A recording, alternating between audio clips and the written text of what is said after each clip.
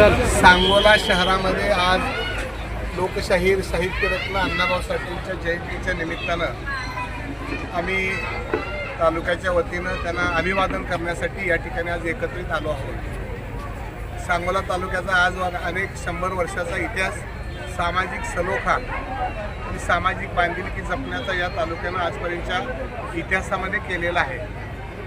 आणि म्हणून या ठिकाणी डॉक्टर बाबासाहेब आंबेडकरांची जयंती पुण्यतिथी असू द्या, महात्मा फुलेंची असू द्या, लोकशाहीर साहित्यरत्न अण्णाभाऊ साठेंची असू द्या, सगळ्या धर्मातल्या, सगळ्या समाजातल्या थोर पुरुषांच्या जयंती आम्ही सगळी मंडळी मिळून या ठिकाणी साजऱ्या करत असतो।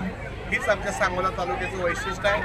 आज या लोकनेत्याच्या जयंतीच्या निमित्तानं मी मनापासूनच्या शुभेच्छा आपल्या सगळ्यांना देतो आणि यातूनच भविष्य काळामध्ये सुद्धा सामाजिक बांधिलकीचा सलोखा कायम राहावा हीच लोकशाहीराच्या चरणी प्रार्थना करतो। धन्यवाद।